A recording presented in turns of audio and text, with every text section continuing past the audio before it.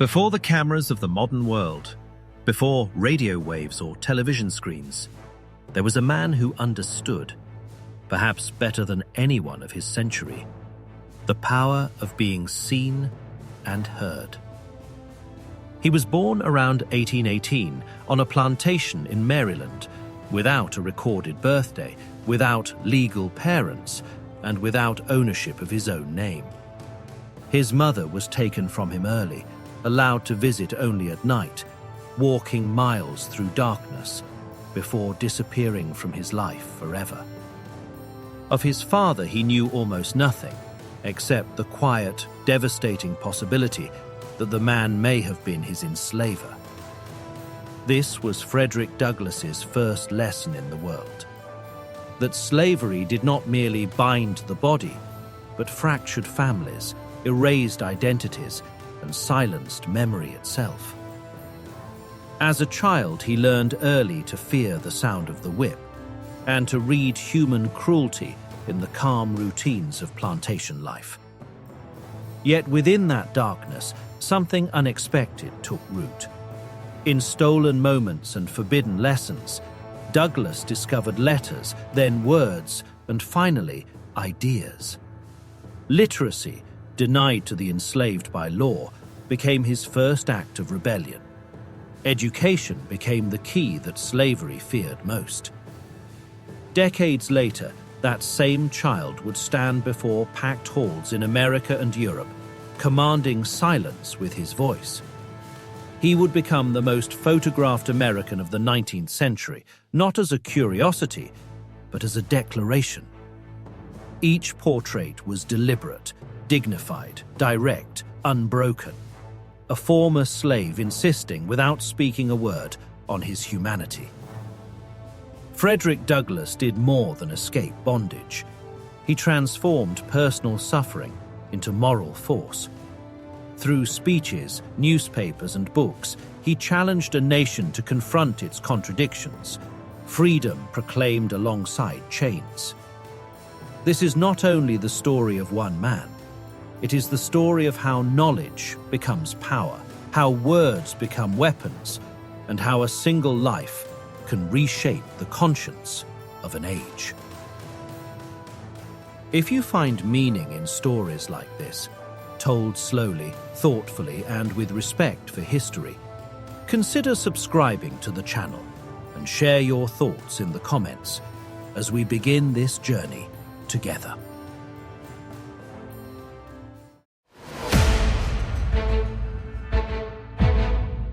Chapter 1. A Birth in Bondage.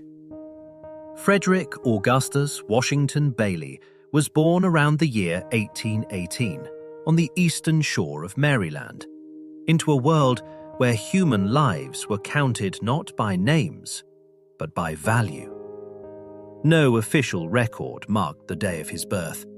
Like many enslaved children, he would grow up knowing only an approximate year, a quiet reminder that even time itself did not fully belong to him. He was born enslaved. Maryland, at the beginning of the 19th century, was a slave-holding state balanced uneasily between North and South.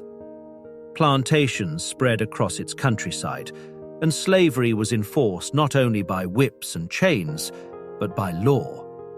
Enslaved people could not legally marry, they could not own property, they could not learn to read, and they could be sold, separated, or punished at the discretion of their owners, with little recourse and no appeal. Frederick's earliest memories were shaped by separation. His mother, Harriet Bailey, was hired out to work on a different plantation. She visited him only a handful of times, usually at night, walking miles after long days of labor just to see her child asleep. These visits were brief, quiet, and rare. She died when Frederick was still very young, and her absence left a hollow space that would follow him throughout his life. Of his father, Frederick knew almost nothing. He was told the man was white, and he suspected, though it was never spoken aloud, that his father may have been his enslaver. Such truths were common and unacknowledged in the slave system, where power erased accountability and silence protected cruelty. After his mother's death, Frederick was sent to live with his grandmother, Betsy Bailey, a woman of quiet strength who had raised many children for the plantation, only to watch them taken away. For a brief time, he experienced a fragile sense of care and stability. But even this bond was temporary. One day, without explanation or ceremony, he was taken from her and delivered to the plantation's main house, as if he were an object being moved into inventory. This was the pattern of slavery in the American South: attachment followed by rupture, belonging followed by loss. Families were broken not by accident but by design. The system depended on it. Yet even in this early chapter of Frederick Douglass's life, something was forming. He was observant, reflective, and deeply aware of injustice long before he had words for it. The world had taught him from the beginning that he was considered property, but it had not yet succeeded in convincing him that this was all he could ever be. In bondage, his life began, but so did his awareness. Chapter 2: The Auld Household. When Frederick was about 8 years old, his life shifted in a way he could not yet understand. One morning, without warning or explanation, he was sent away from the plantation and placed on a ship bound for Baltimore. For an enslaved child, such movement was never a choice. It was a transfer of ownership, decided by others, carried out without ceremony. Baltimore was different from the rural world Frederick had known. It was a busy port city, alive with shipyards, warehouses, and voices from many places. Here, slavery existed alongside free black communities, sailors, and tradesmen. The institution remained brutal and legally intact, but its edges were less isolated, less absolute. For Frederick, this change of setting would prove decisive. He was sent to live with Hugh and Sophia Auld, relatives of his former owner. In their household, Frederick became a house servant rather than a field labourer. His duties were lighter, his surroundings cleaner, and for the first time he was regularly indoors. Yet comfort, even relative comfort, did not mean freedom. He was still enslaved, still owned, still subject to the will of others. Sophia Auld, Frederick's new mistress, had never owned a slave before. Unhardened by long exposure to the institution, she initially treated him with a kindness he had rarely known. In quiet moments, she began teaching him the alphabet. Letters, simple and small, opened a door Frederick did not yet realize he had been waiting his whole life to enter. But this door was not meant to remain open. When Hugh Auld discovered what was happening, he stopped the lessons immediately. Teaching an enslaved person to read, he warned, would make them unfit to be a slave. Knowledge, he said, would give Frederick ideas beyond obedience and submission. In that moment, Hugh Auld unknowingly delivered a lesson far more powerful than any alphabet. Frederick understood at once that education was not merely forbidden, it was dangerous. And if it was dangerous to the system, then it must be valuable to him. Denied formal instruction, Frederick did not stop learning. He carried pieces of bread in his pockets and traded them with poor white children in exchange for reading lessons. He studied discarded newspapers, street signs, and old spelling books. Words became his quiet companions, absorbed in stolen moments, hidden from watchful eyes. Reading awakened his mind, but it also deepened his suffering. Through books and newspapers, Frederick encountered ideas of liberty, natural rights, and human equality. He learned that words like freedom and justice existed in the same nation that held him in chains. The contrast was unbearable, yet irreversible. Once seen, it could not be unseen. In the Auld household, Frederick Douglass did not gain freedom, but he gained something just as dangerous: awareness. Literacy sharpened his sense of injustice and planted a question that would never leave him. How could a world that spoke so proudly of liberty deny it so completely to him? In learning to read, Frederick had taken his first irreversible step away from bondage. Chapter 3: Chains and Covey. By the time Frederick was in his mid-teens, the promise he had once felt in Baltimore had faded. He was sent back to the countryside of Maryland, returned to the harsher rhythms of plantation life. His owner, frustrated by what he saw as Frederick's growing independence and resistance, made a decision that was common and feared within the slave system. He hired Frederick out to a man named Edward Covey. Covey was known locally as a slave breaker. His reputation rested on cruelty presented as discipline. Plantation owners sent enslaved people to Covey when they were considered defiant, unmanageable, or broken by ideas of freedom. Covey's method was simple and relentless: exhaustion, surprise, and violence. He worked his victims from before dawn until after dark, beating them without warning, denying them rest, and isolating them from any sense of dignity or community. For Frederick, the months under Covey were among the darkest of his life. He was whipped regularly. Hunger and fatigue hollowed him out. Even the small pride he had once felt in his growing intellect seemed to drain away. In his own words, his spirit was crushed, his will bent towards submission. The young man who had once read newspapers by candlelight now found it difficult to imagine a future beyond survival. Covey's power lay not only in physical force, but in psychological domination. He struck unexpectedly, often from behind, keeping Frederick in a constant state of fear.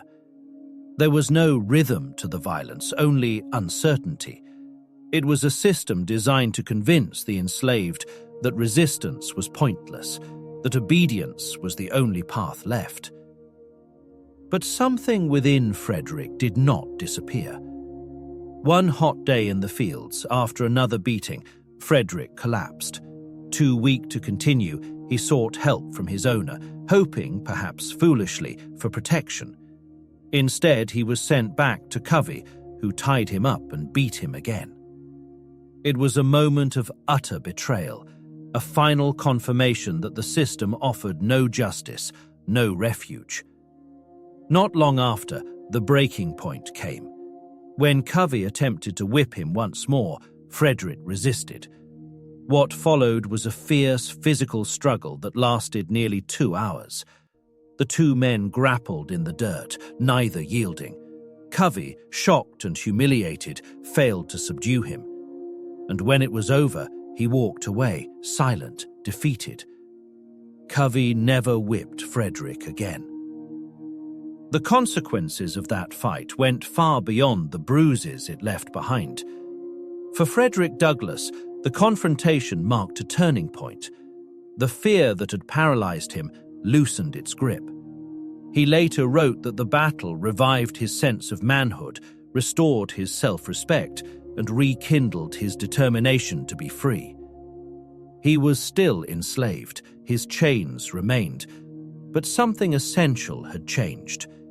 He had learned that submission was not inevitable, that even within a system built on terror, resistance was possible. The slave breaker had failed, and in that failure, Frederick Douglass rediscovered himself. From that moment forward, freedom was no longer a distant idea.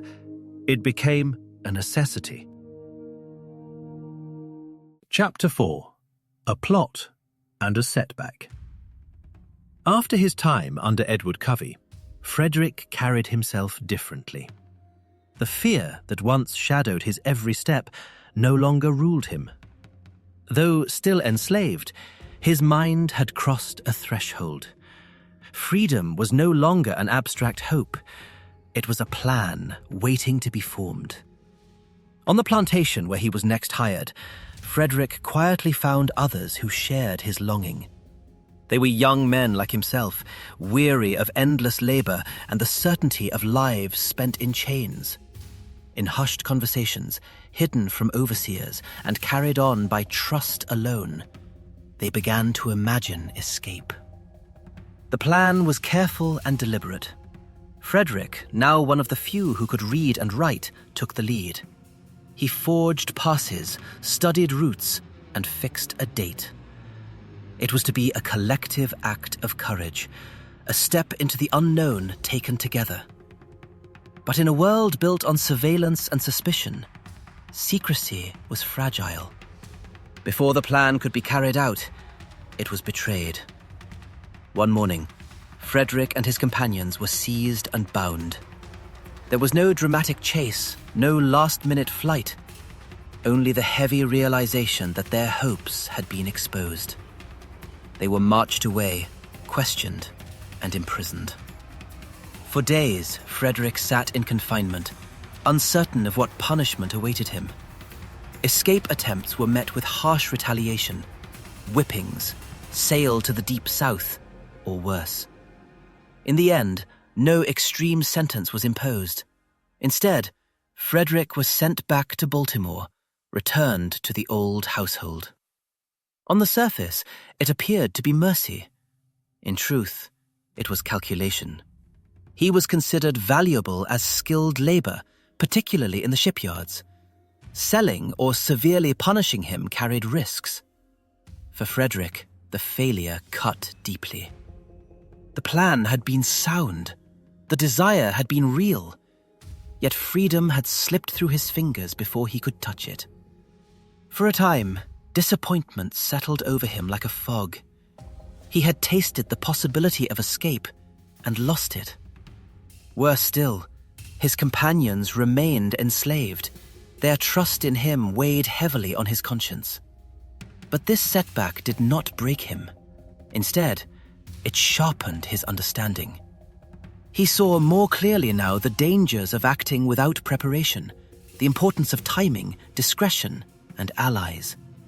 He learned that freedom demanded not only courage, but patience and precision. Slavery had crushed many through repeated failure. Frederick refused to join them. Baltimore, with all its contradictions, offered him space to think and observe. Free black sailors passed through its docks. Newspapers circulated openly. Ideas moved more freely there than in the countryside. Though watched, though still owned, Frederick felt the horizon widen once more. The first attempt had failed, but it had taught him something essential. Freedom was possible, but only if seized with care. And this time, he would be ready. Chapter 5. Crafting Freedom. Back in Baltimore, Frederick found himself once again among the noise and movement of the city's shipyards. The waterfront was a place of contradiction, enslaved laborers working beside free black men and white workers, all bound together by timber, iron, and salt air. Ships rose from the docks like unfinished promises, built to cross oceans, while those who built them often could not cross the invisible borders of law and race. Frederick was apprenticed as a caulker, sealing the seams of wooden ships with tar and fibre. It was skilled labour, demanding strength, precision, and endurance. For the first time, his work carried economic value that others recognized. He learned quickly, and his skill drew attention, both welcome and dangerous. White workers resented an enslaved man who could compete with them, and violence was never far from the job site. On more than one occasion, Frederick was beaten simply for doing his work well. Despite this, the shipyard gave him something rare, a limited sense of independence. He was allowed to hire out his own time, earning wages that he was required to hand over to his owner. Though the money did not belong to him, the act of earning it planted a powerful idea. If his labor could generate income, then his life had measurable worth beyond ownership. It was during this period that Frederick met Anna Murray. Anna was a free black woman living in Baltimore, quiet in manner but firm in conviction. She worked as a domestic servant and had saved small sums of money through careful discipline. Where Frederick was restless and searching, Anna was steady and practical. She understood the dangers he faced and the narrow paths available to him. More importantly, she believed in his future when the law did not. Their bond grew in whispered conversations and shared resolve. Anna provided not only companionship, but something far more rare, support grounded in action. She encouraged Frederick to think beyond survival, to imagine escape not as a reckless gamble, but as a calculated step. As Frederick's confidence grew, so did the tension of his situation. His owner demanded increasing sums from his wages, tightening control, just as Frederick felt his autonomy expanding. The injustice became unbearable. To work freely while remaining enslaved was a contradiction that gnawed at him daily. The decision to flee did not come suddenly. It formed slowly, shaped by observation, planning, and necessity. Frederick studied the movement of sailors, the routes of trains and ferries, the papers that allowed men to pass from one place to another. He watched who moved freely and why. He listened more than he spoke. Anna helped gather what little was needed: a sailor's uniform, saved coins, and unshakable resolve. There would be no group this time, no forged passes shared too widely. Freedom, Frederick now understood, was a solitary journey before it could become a shared cause. Baltimore had given him skills, awareness, and allies. It had also made clear that delay carried its own risks. Each day he remained was another day he could be sold south, separated forever from the fragile life he had begun to build. One morning, soon, he would walk away from the shipyards, carrying nothing but borrowed clothes and hard-won determination. This time, he would not turn back. Chapter 6. Escape to the North. The morning Frederick Douglass chose for his escape began like any other. The city of Baltimore stirred with routine sounds: footsteps on cobblestones, the distant calls from the harbor, the low creak of ships at anchor. Nothing in his appearance betrayed the decision he had already made. That was the point. Disguise was his first protection. Dressed in a sailor's uniform, Frederick carried identification papers belonging to a free black seaman. Such papers were common along the docks, yet they were also fragile shields. Any conductor, officer, or suspicious traveler could demand proof. One wrong question, one lingering glance, and the journey would end in chains, or worse. Frederick understood this. He stepped forward anyway. He boarded a train heading north from Baltimore, forcing his breathing to remain steady as the wheels began to turn. Each station was a test of nerve. When questioned, he answered calmly, avoiding conversation, offering the papers only when required. The uniform gave him just enough authority to move unnoticed, but fear traveled with him, sitting silently at his side. From Baltimore, the route carried him through Wilmington, Delaware, a borderland where slavery and freedom pressed tightly against each other. Here, the danger intensified. Slave catchers operated openly, empowered by law and rewarded for betrayal.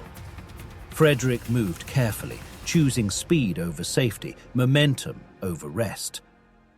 At last, after hours that felt far longer, he reached New York City. For many, New York represented freedom. For Frederick, it was a place of fragile safety. The law still allowed escaped slaves to be seized and returned to their owners.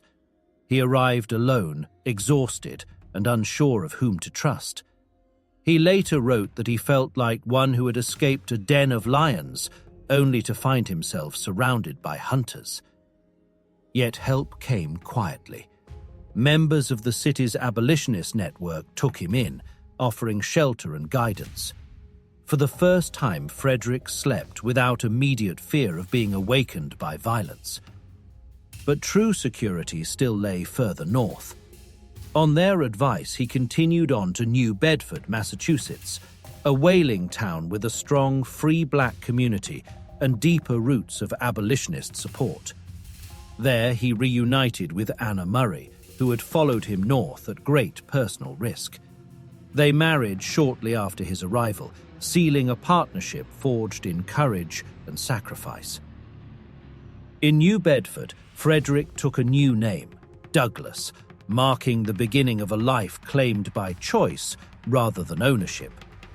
Freedom, however, was not the sudden peace he had imagined. Though no longer enslaved, Frederick lived with the awareness that his past could still reach for him. He worked whatever jobs he could find, often menial and poorly paid, yet he labored with a quiet gratitude. Each day belonged to him now. Each decision, however small, was his own. Emotion came in waves. Relief mingled with disbelief. Joy was tempered by the memory of those left behind. Freedom carried responsibility as well as release. He had crossed a physical boundary, but the moral boundary, the question of what to do with freedom, now stood before him. Frederick Douglass had escaped the chains of slavery, but he had not escaped its shadow. In the stillness of northern nights, he began to understand that survival was only the first chapter. His voice, his mind, and his experience carried weight. The journey north had saved his life.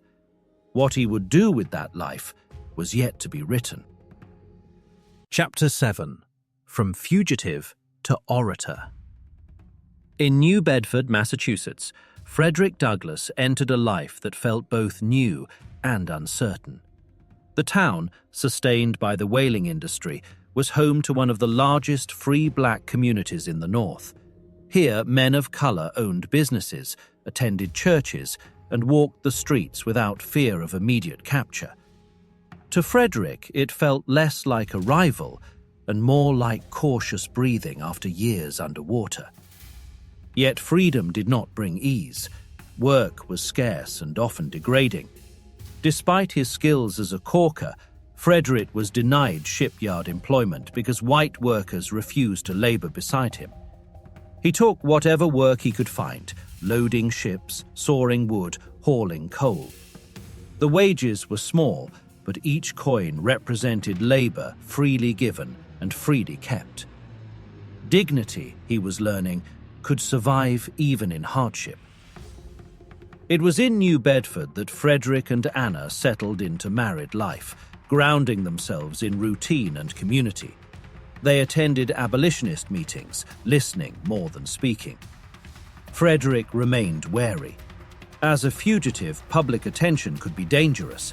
His past still trailed him like a shadow. The turning point came in the summer of 1841. At an anti-slavery convention on Nantucket Island, Frederick was invited, reluctantly, to speak. He had never addressed a formal audience before. Standing before a room of white reformers, he hesitated. His story was deeply personal, marked by violence and humiliation. To speak of it publicly felt like another kind of exposure. But when he began, something remarkable happened. Frederick spoke not from notes, but from memory and conviction. He described slavery as he had lived it, its daily degradations, its calculated cruelty, its moral contradictions. His voice, shaped by years of suppressed thought, carried both restraint and fire. The audience listened in stunned silence. Among those present was William Lloyd Garrison, one of the most prominent abolitionists in the country. He recognized at once what Frederick himself was only beginning to understand. This was not merely a witness, but a powerful orator. Soon after, Frederick was invited to join the Massachusetts Anti-Slavery Society as a lecturer. The transformation was swift and demanding. Frederick traveled constantly, speaking in churches, halls, and open fields. He faced skepticism, hostility, and threats. Some audiences doubted that an enslaved man could speak so eloquently. Others objected simply to his presence. Yet he continued, refining his voice, sharpening his arguments, and learning the discipline of public persuasion.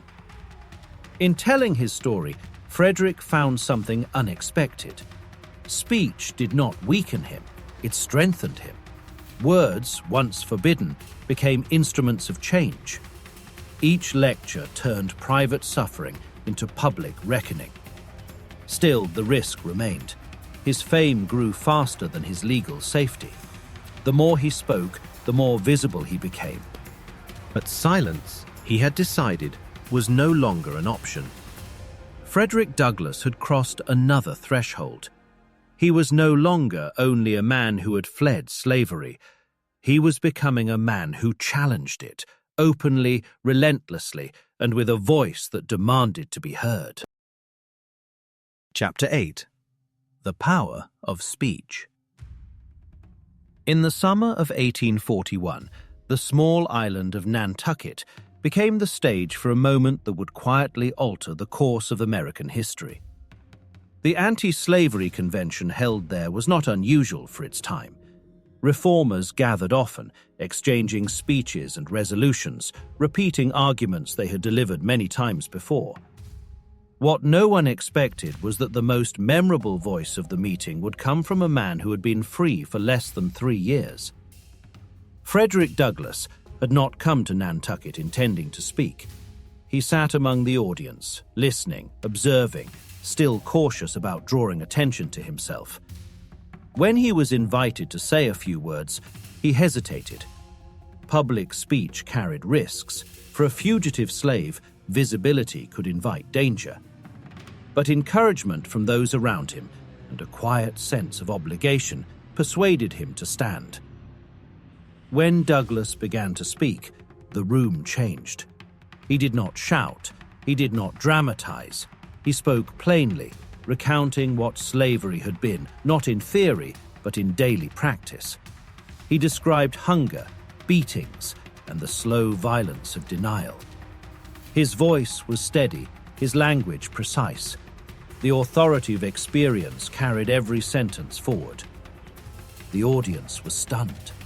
Many had opposed slavery for years, yet few had heard it described so clearly by someone who had lived within its machinery. Even fewer expected such command of language from a man born enslaved. The contradiction unsettled them. Slavery, they were forced to confront, had not destroyed intellect or humanity. It had merely tried, and failed, to suppress it. William Lloyd Garrison, listening from the crowd, later wrote that Douglass's speech felt like hearing truth poured forth. Others shared the same reaction. By the end of the convention, Frederick Douglass was no longer an anonymous attendee. He was a revelation. Soon after, he was invited to join the Massachusetts Anti-Slavery Society as a full-time lecturer. The offer transformed his life overnight. Douglass entered a demanding schedule of travel and public speaking, moving from town to town across New England. He spoke in meeting houses, schoolrooms, and open fields. Sometimes audiences welcomed him with curiosity and respect. Other times they met him with suspicion or hostility. He was heckled, threatened, and occasionally attacked. Yet the response, positive or negative, confirmed something essential. People listened. They listened not because Douglass was a symbol, but because he was persuasive. His speeches combined moral clarity with intellectual force. He challenged audiences not only to oppose slavery, but to question the assumptions that allowed it to exist. He spoke as a witness, but also as a thinker. At times, even his allies tried to limit him. Some urged him to focus only on personal testimony to avoid broader political or philosophical arguments. Douglass resisted. He refused to be confined to a single role. His mind ranged freely, and his speech followed. Night after night, he stood before strangers and turned silence into attention. In doing so, he discovered the full reach of his own voice. Speech, once forbidden, had become his instrument. Frederick Douglass was no longer merely telling his story. He was shaping the language of freedom itself. Chapter 9. Narrative of a Life. By the mid-1840s, Frederick Douglass had become one of the most compelling voices in the abolitionist movement. His speeches drew large crowds, and his presence unsettled assumptions wherever he went. Yet admiration came paired with doubt. Some listeners questioned whether the story he told, so vivid, so articulate, could truly belong to a man once enslaved. Others suggested quietly or openly that his words were shaped by white abolitionists rather than his own mind. Douglass understood the danger of these doubts. To speak was powerful, but to write, to set his life down in ink, was to make a permanent claim. In 1845, at great personal risk, Frederick Douglass published Narrative of the Life of Frederick Douglass, an American Slave. The book was not long, but it was uncompromising. It named names, it described places, it offered no comfort to readers who preferred distance from the realities of slavery. From the opening pages, Douglass wrote with clarity and restraint. He described his uncertain birth, the early separation from his mother, and the violence that shaped his childhood. He wrote of learning to read in secret, of hunger and fear, of the calculated cruelty of men like Edward Covey. The language was precise, controlled, and devastating in its calm honesty. What made the narrative extraordinary was not exaggeration, but discipline. Douglass did not plead for sympathy. He presented facts and trusted readers to draw their own conclusions. The effect was profound. Many who had opposed slavery in abstract terms now encountered it as a lived system, maintained by ordinary people through ordinary acts of compliance. The book spread quickly. Thousands of copies were sold within its first years, in the United States and abroad. It was read aloud in homes and meeting halls, quoted in newspapers, and discussed in churches. For the abolitionist movement, the narrative became a cornerstone, a first-hand account that could not be dismissed as rumor or ideology. But success brought danger. By revealing details of his life, Douglass made himself legally vulnerable. His former enslavers could identify him. Slave catchers could pursue him. The law still recognized him as property. Each page of the book increased his visibility, and with it, the risk of capture. To protect himself, Douglass left the United States in 1845 and traveled to the British Isles. In Ireland, Scotland, and England, he spoke to audiences who had never seen American slavery up close.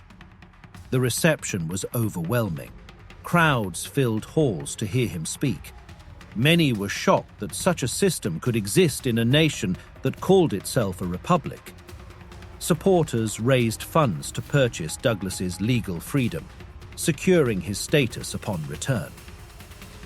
While abroad, Douglass refined his voice further. He was no longer only recounting what slavery had been, he was analyzing what freedom should mean. Back in America, the narrative continued its work. It shifted the abolitionist movement from moral argument to moral witness. It demonstrated that enslaved people were not passive victims, but thinkers, strategists, and chroniclers of their own lives. It challenged a nation to recognize the humanity it had denied. For Douglass himself, the book marked a turning point. By writing his life, he claimed ownership of it. Memory became testimony. Experience became evidence. The enslaved child, who had once been denied even a birthday, had written himself into history. In the quiet act of authorship, Frederick Douglass secured something no law could revoke: the authority of his own voice. Chapter 10: Rochester and the North Star. When Frederick Douglass returned to the United States from Britain in 1847, he came back not as a fugitive seeking shelter, but as a man determined to build something of his own. He chose Rochester, New York, a city positioned along the Underground Railroad, close to the Canadian border and alive with reformist energy. It was a place of movement, ideas, and quiet resistance. Here, Douglass made a decisive turn. He founded a newspaper and named it The North Star. The title was deliberate. For enslaved people fleeing northward, the North Star was a guide, constant, distant, and reliable. Douglass intended his paper to serve the same purpose: a fixed point of truth in a shifting moral landscape. Its motto was equally clear in intent: right is of no sex, truth is of no color. God is the Father of us all, and we are all brethren. Publishing a newspaper was an audacious step. Douglass had limited financial resources and little formal training in printing or business. Yet he believed that abolition required more than speeches.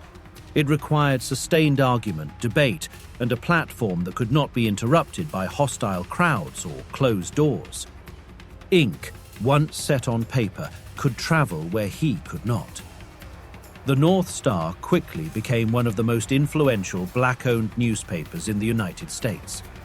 Its pages carried editorials condemning slavery, reports on escape networks, critiques of racist laws, and reflections on politics, religion, and human rights.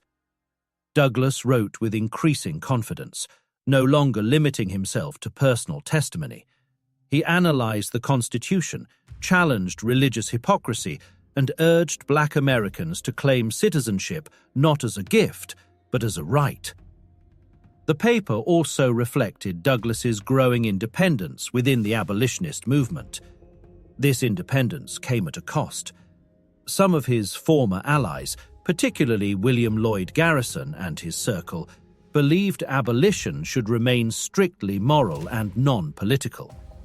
They rejected participation in government, viewing the Constitution as fundamentally pro-slavery. Douglass's thinking began to diverge. Through study and experience, he came to believe that the Constitution could be interpreted as an anti-slavery document, and that political action was not a compromise, but a necessity. These disagreements strained relationships. Douglass faced criticism not only from opponents of abolition, but from within the movement itself. To some, his newspaper represented ambition. To others, it signaled dangerous moderation. Funding was uncertain. Circulation fluctuated. At times, the survival of the North Star was precarious. Yet Douglass persisted.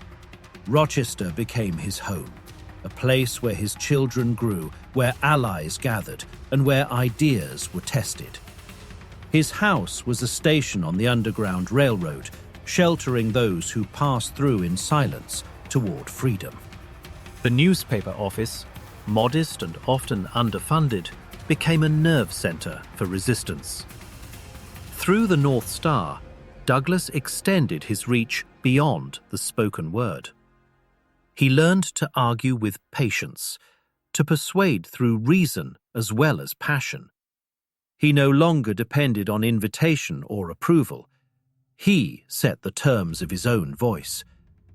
The former slave had become an editor, a publisher, and a strategist.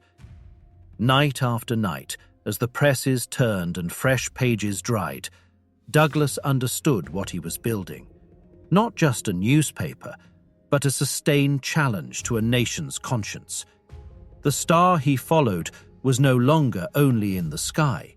It was printed, distributed, and read, guiding others as it once guided him toward freedom. Chapter 11. What to the slave is the 4th of July? On July 5th, 1852, in the city of Rochester, Frederick Douglass stood before an audience gathered to celebrate the ideals of the American Republic. The hall was decorated for Independence Day, though the holiday itself had passed the day before. Patriotic language filled the air. Liberty, freedom, the triumph of a nation born in revolution. Douglass had been invited as an honored speaker. He began calmly, almost reverently. He praised the founding fathers for their courage, acknowledging the radical nature of their break from tyranny. His tone was measured, his voice respectful. The audience listened comfortably, perhaps expecting a familiar affirmation of national pride. Then, slowly, the speech turned. Douglass shifted from praise to distance. He reminded the audience that he stood before them not as a fellow celebrant, but as a witness to contradiction.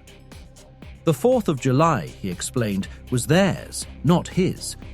For enslaved people, the celebration of freedom rang hollow, even cruel. "What to the American slave is your 4th of July?" he asked. The question landed with force. Douglass did not soften his answer. He described the holiday as a reminder of injustice, a day that exposed the gap between national ideals and national reality. While fireworks lit the sky, millions remained in chains. While liberty was proclaimed from podiums, it was denied in law and practice.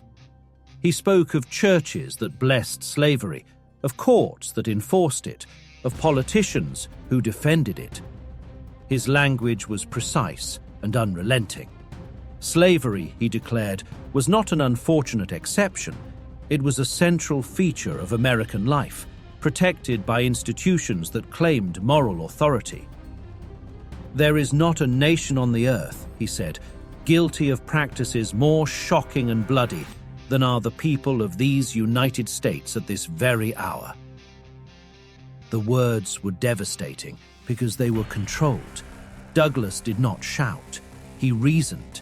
He built his argument step by step, using the nation's own values as evidence against it. He quoted the Constitution, appealed to natural law, and exposed the hypocrisy of celebrating freedom while profiting from bondage. Yet the speech was not only condemnation. In its later passages, Douglass turned once more toward hope. He argued that the principles of the Declaration of Independence, properly understood, were anti-slavery at their core. He insisted that the Constitution, though misused, contained the tools for justice. Progress, he believed, was possible not because America was innocent, but because it could be held accountable. The speech echoed far beyond Rochester. Printed and reprinted, quoted and debated, it became one of the most important political addresses of the 19th century. Abolitionists cited it as moral proof. Critics denounced it as unpatriotic. Later generations would study it as a model of rhetoric, how to confront power using its own language. For Douglass, the address marked a culmination. He was no longer merely recounting what slavery had done to him, he was interrogating what it had done to the nation. His voice carried the authority of experience, sharpened by intellect and restraint. He had learned when to honor the past and when to indict it. As the audience left the hall that day, the celebration of independence could not resume unchanged. Douglass had forced a reckoning. He had asked a question that refused to fade with the holiday, and in the quiet that followed the applause, one truth lingered. A nation's freedom could not be measured by its words alone, but by who was allowed to share in them. Chapter 12. Turmoil before the war. By the late 1850s, the United States was no longer merely divided in argument, it was divided in spirit. Compromise had grown thin, and the language of morality was increasingly joined by the language of force. Frederick Douglass felt this change deeply. The nation he had spent years challenging with words now seemed to be drifting toward violence. It was during this tense moment that Douglass met John Brown. Brown was intense, uncompromising, and driven by a fierce religious conviction that slavery was a sin that must be destroyed by any means necessary. He visited Douglass several times, speaking openly of his plans to strike at slavery directly. Brown believed that an armed uprising, beginning in the mountains of Virginia, could ignite a wider rebellion among the enslaved. Douglass listened carefully and with unease. He respected Brown's moral clarity and admired his willingness to sacrifice everything for the cause. Yet Douglass also saw the danger. He understood the overwhelming power of the federal government and feared that such an action would lead not to liberation, but to bloodshed and brutal retaliation. When Brown asked him to join the planned raid on Harper's Ferry, Douglass refused. "I knew," Douglass later wrote, "that such a measure would be fatal to the cause." In October 1859, Brown carried out the raid without him. The attempt to seize the federal armory at Harper's Ferry collapsed within days. Brown was captured, tried, and executed. The nation reacted with shock. In the South, the raid confirmed long-held fears of violent abolitionist conspiracies. In the North, reactions were divided. Some condemned Brown as a madman, others hailed him as a martyr. For Douglass, the aftermath was personally dangerous. Because of his association with Brown, Douglass feared arrest. He fled briefly to Canada, watching from afar as the country he loved seemed to tear at its own seams. The raid marked a turning point. It made clear that slavery could no longer be contained by speeches and petitions alone. The moral debate had crossed into open crisis. As the 1860 election approached, sectional tensions hardened. Southern states spoke openly of secession. Northern politics fractured under the weight of the slavery question. Every newspaper, every public meeting, every conversation seemed charged with the possibility of war. Douglass continued to speak, but his tone had changed. He still believed in moral persuasion, yet he no longer doubted that slavery would resist peacefully to the end. John Brown's failed uprising, tragic as it was, had exposed a grim truth. The system of bondage would not fall without a national reckoning. As the decade closed, the storm gathered. The war that many had tried to avoid now seemed inevitable, and Frederick Douglass, having witnessed both the power and the limits of words, stood ready for the next chapter of a struggle that would soon engulf the entire nation. Chapter 13: War and Emancipation. When the Civil War began in April 1861, Frederick Douglass was no longer simply an abolitionist speaking from the margins. He had become a national figure, listened to, debated, and sometimes feared. The conflict he had long warned was inevitable had finally arrived, and with it came both devastation and possibility. At first, Douglass was deeply frustrated. President Abraham Lincoln framed the war as a fight to preserve the Union, not to end slavery. For Douglass, this hesitation felt like a moral failure. He argued relentlessly that a war against a slaveholding rebellion could not be won without striking at slavery itself. To fight with one hand tied behind the nation's back, he said, was to invite prolonged suffering. Yet Douglass did not retreat into bitterness. Instead, he leaned forward. Through speeches, editorials, and private meetings, he pressed the case that African Americans must be allowed to fight. He believed that black soldiers would transform the meaning of the war, from a struggle over territory into a struggle over human freedom. Service in uniform, he argued, would stake an undeniable claim to citizenship. When the Emancipation Proclamation was announced on January 1, 1863, Douglass recognized its historic weight, even as he acknowledged its limits. The proclamation did not free all enslaved people, but it redefined the war. Slavery was no longer incidental. It was now a central target of federal power. For Douglass, this shift marked a turning point. Soon after, the Union began recruiting black soldiers, and Douglass became one of its most powerful advocates. He urged African American men to enlist, speaking not only of duty, but of destiny. "Once let the black man get upon his person the brass letters U.S., he declared, and there is no power on earth which can deny that he has earned the right to citizenship." The war, however, was not fought on equal terms. Black soldiers were often paid less, assigned harsher labor, and denied protection if captured. When Confederate forces executed or re-enslaved black prisoners of war, Douglass demanded accountability. He confronted Lincoln directly, pressing him to ensure equal treatment and justice for those who fought under the same flag. Their relationship evolved over time, from skepticism to mutual respect. Douglass came to see Lincoln as a leader constrained by circumstance, yet capable of growth. Lincoln, in turn, recognized Douglass as a moral compass, someone who spoke hard truths with clarity and courage. Their meeting symbolized a broader transformation. The movement against slavery was no longer outside the halls of power. It had entered them. By the war's end in 1865, slavery was legally abolished with the 13th Amendment. For Frederick Douglass, emancipation was not an ending, but a threshold. The battlefield had given way to the political arena, and the question now was not whether slavery would survive, but whether freedom would be made real.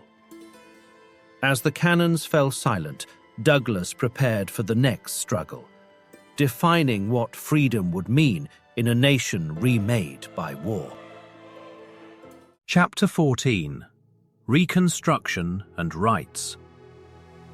The Civil War had ended, but the meaning of its victory was far from settled. As the nation entered the uneasy period known as Reconstruction, Frederick Douglass understood that freedom without rights was a fragile thing. Chains had been broken by law, yet the habits of power remained. The former Confederacy lay in ruins, but new systems of control, legal, economic, and violent, began to emerge almost immediately. Douglass turned his full attention to citizenship. He argued that the promises of emancipation must be secured through federal authority. Without the vote, he warned, black Americans would remain vulnerable to intimidation, exploitation, and re-enslavement in all but name. Speaking across the country, he framed suffrage not as a privilege, but as protection, the keystone of freedom. In this moment, Douglass took a controversial position. He strongly supported the immediate enfranchisement of black men, even if it meant postponing broader demands for universal suffrage. The urgency, he believed, was existential. African American men in the South faced daily threats to their lives and livelihoods. Lynching, mob violence, and discriminatory laws made delay dangerous. "This is the Negro's hour," Douglass insisted. His stance placed him at odds with some longtime allies, particularly leaders within the women's rights movement. Figures such as Elizabeth Cady Stanton and Susan B. Anthony, who had once marched alongside him against slavery, now criticized the prioritization of black male suffrage over women's voting rights. The debate grew bitter, revealing deep fractures within reform movements that had previously shared common ground. Douglass did not deny the justice of women's suffrage. He supported it openly and consistently, but he refused to equate the two struggles in that specific historical moment. For Douglass, the question was not whose rights mattered more, but whose survival was most immediately at stake. He viewed Reconstruction as a narrow window, one that could close quickly if not seized. The passage of the 14th and 15th Amendments marked major victories. Citizenship was defined at the national level, and voting rights were extended to black men. Douglass celebrated these changes, yet he remained cautious. Laws, he knew, could be weakened by indifference and undermined by local resistance. He warned that without enforcement, constitutional promises would become hollow words. As Reconstruction faltered in the 1870s, Douglass's fears proved well-founded. Federal commitment waned. White supremacist groups regained power in the South. Gains that had seemed permanent began to erode. Through it all, Douglass continued to speak, tirelessly, urgently, reminding the nation that democracy required constant defense. In the quiet after war, the struggle had not ended. It had changed form. And Frederick Douglass, having survived bondage, conflict, and political betrayal, remained what he had always been: a witness, a challenger, and a relentless voice for rights that refused to fade into history's margins. Chapter 15. A Nation's Conscience. Approx 550 words. In his later years, Frederick Douglass moved through the corridors of American power with a presence once unimaginable for a man born into slavery. The nation had changed, and so had he, but neither had finished becoming what they claimed to be. Douglass held several federal appointments, each symbolizing both progress and limitation. He served as U.S. Marshal for the District of Columbia, later as Recorder of Deeds, and represented the United States abroad as Minister Resident and Consul General to Haiti. These roles placed him within the machinery of government, yet he never allowed office to quiet his conscience. Even while serving the state, he continued to challenge it. His pen remained active. Douglass wrote essays, delivered lectures, and revised his autobiographies, refining the story of his life not to glorify himself, but to instruct the nation. He understood memory as a moral instrument. History, if told honestly, could steady a restless democracy and remind it of debts unpaid. In 1884, Douglass made a personal decision that reignited public controversy. He married Helen Pitts, a white woman, intellectual and reformer, nearly 20 years his junior. The marriage provoked outrage from both black and white communities. Critics accused him of betrayal, while others reduced the union to scandal. Douglass responded with calm defiance. "My first wife was the color of my mother," he said, "and my second, the color of my father." The remark was characteristically direct and deeply symbolic. Throughout his life, Douglass had refused to live according to the boundaries imposed by others. His marriage, like his career, asserted the right to choose freely in a society still unsettled by equality. Helen Pitts stood beside him not as an accessory, but as a partner, sharing his work, preserving his legacy, and weathering public scrutiny. As he aged, Douglass became a living monument. Crowds gathered not just to hear him speak, but to see him, to witness a man whose very existence challenged the logic of racial hierarchy. Photographs captured him again and again, his gaze steady, his posture dignified. He understood the power of images. In a nation flooded with caricatures of black inferiority, Douglass offered a counterportrait, composed, thoughtful, unyielding. Yet he did not indulge nostalgia. Douglass warned that the work of freedom was unfinished. Reconstruction had faltered. Segregation and disenfranchisement were tightening their grip. Progress, he reminded audiences, was neither linear nor guaranteed. It demanded vigilance. On February 20th, 1895, after attending a women's rights meeting, Frederick Douglass collapsed at his home in Washington, D.C., and died later that day. He was 77 years old. The man who had begun life as property left it as a nation's conscience. Douglass did not claim perfection for America, but he believed in its capacity for moral growth. His life traced the long arc between promise and practice, between the ideals written on parchment and the realities lived by flesh and blood. As the lights dim on his century, his voice lingers, not as an echo of the past, but as a question still addressed to the present. What will a nation do with the truth when it is spoken clearly and without fear? Epilogue. Legacy in modern memory.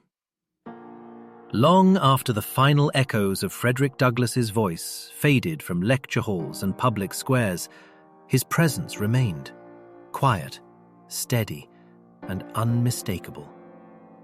Some lives belong entirely to their own time, others stretch beyond it. Douglass belongs to the second kind. He is remembered not only as a man who escaped slavery, but as one who refused to let freedom become a private achievement. His writings, clear, relentless, and morally exacting, continue to speak across generations. Narrative of the life of Frederick Douglass is still read not as a relic, but as a living document, a testimony to what happens when truth is spoken without permission. Douglass believed in literacy as liberation, in citizenship as a moral contract, and in democracy as an unfinished project. These ideas outlived him. They resurfaced in the civil rights movement of the 20th century, echoed in the speeches of leaders who demanded equality before the law, and appeared again wherever marginalized voices insisted on being heard rather than managed. In photographs, Douglass still watches us. More than any other American of the 19th century, he consciously shaped his public image. He rejected caricature and sentimentality, presenting himself instead with dignity and seriousness. These images were not vanity, they were argument. Each portrait challenged a nation accustomed to seeing Black Americans through distortion. Even now, his gaze seems deliberate, asking the viewer not for admiration, but for accountability. Places of remembrance preserve this quiet power.